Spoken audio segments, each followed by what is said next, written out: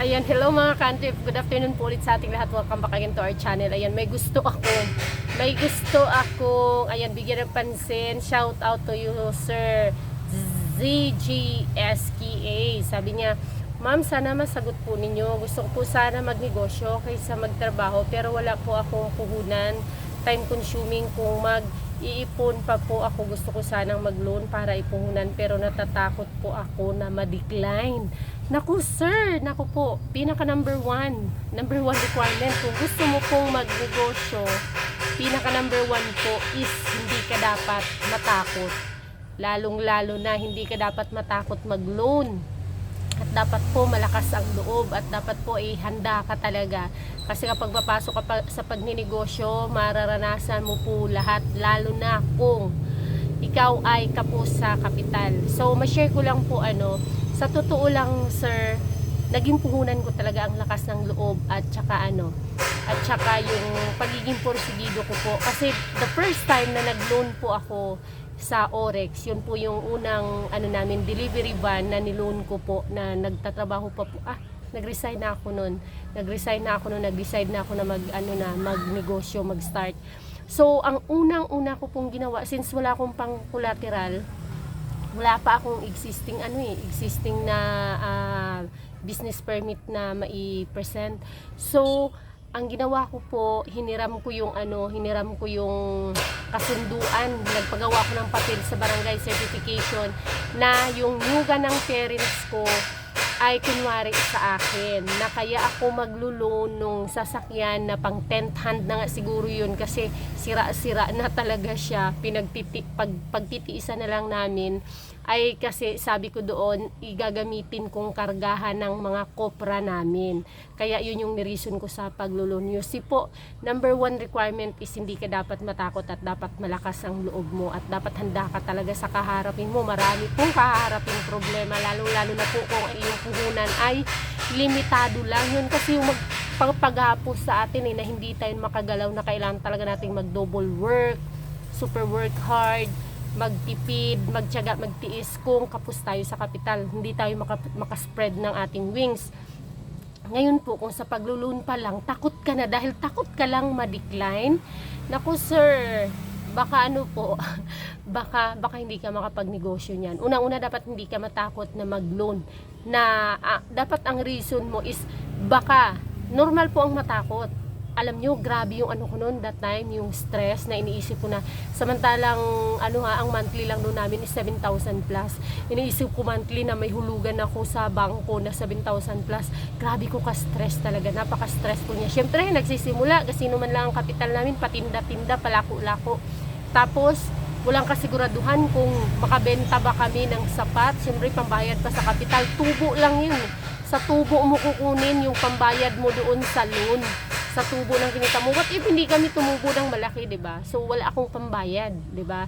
So hindi ko sinasabing wag ka totally matakot, pero dapat ang reason mo na natatakot ka yung baka mag-fail or baka hindi ako makabayad ng monthly amortization ko. Pero yung reason mo na natatakot ka ma-decline ako, yan po ang pinaka number one na hindi mo dapat ni rason. Kasi dapat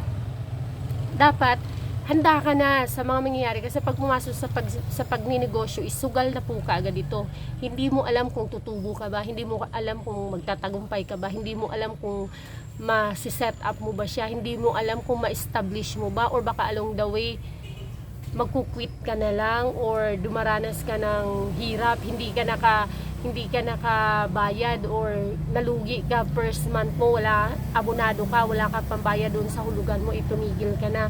Dapat po ay lakasan mo ang loob mo unang-una sa paglulun. Huwag kang matakot kung ma-decline. Hindi mo po malalaman kung ma-decline ka kung hindi mo susubukan. At hindi mo rin malalaman kung makakapasa ka o ma-approve ka kung hindi mo susubukan.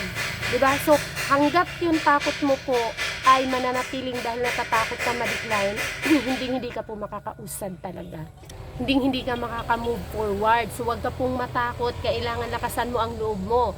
So, napakarami pong institusyon na pwede tayong mag-loan. Ang pinakamadaling nilalapitan ng mga baguhan, na mga nagmamadali talaga, ay sa mga Bombay, sa 20%, medyo mabigat yun, medyo malaki, lalo na po kung ang mga margin ng inyong mga mga products is medyo maliit lang yung mga yung mga markup niya, 'di ba? So medyo delikado 'yun. Kaya encourage po na pag nag-business kayo, nagsimula kayo, kumuha kayo ng business permits kasi yan ang pinaka number one na hinahanap kapag nag-loan sa mga institution or sa mga sa mga self-employed.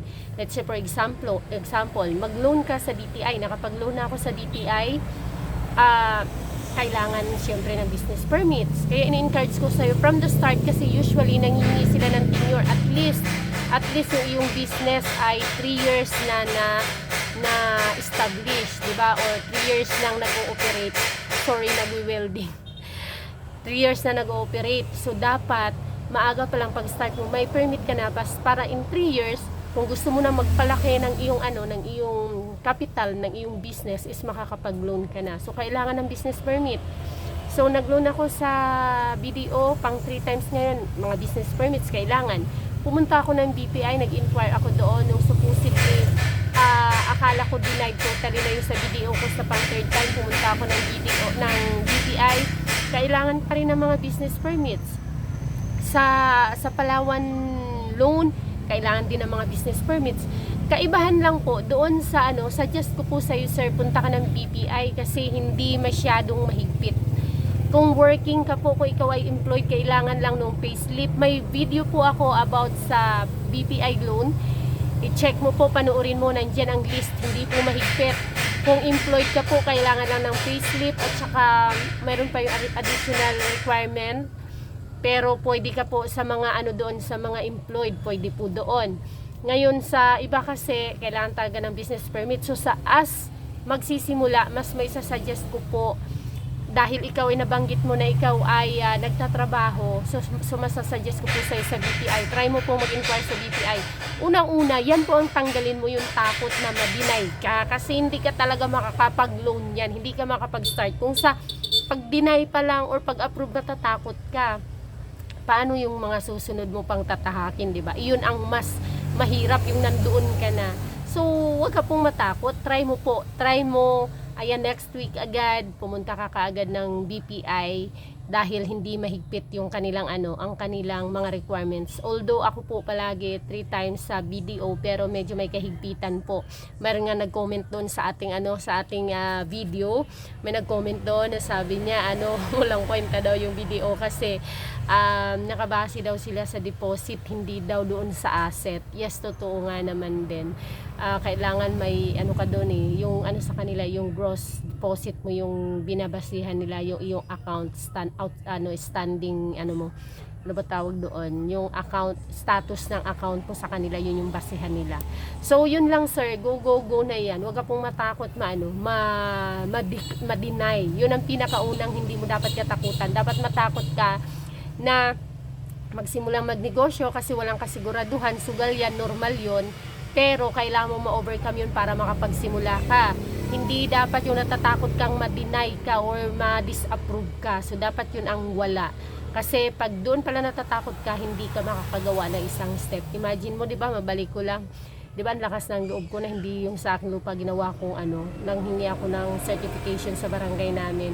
Tapos sinabi kong akin yun. May pagsisinungaling po akong ginawa doon sa first loan ko talaga. Nagsinungaling po talaga ako para makapag-loan.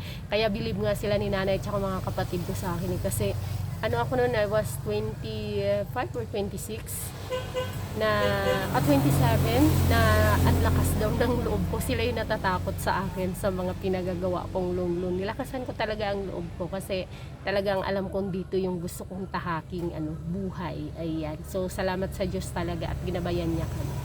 Kaya nakapunta kami ng ganito. Thank you so much. Sana ito ay nakapagbigay sa'yo ng encouragement. Okay, go. Bye!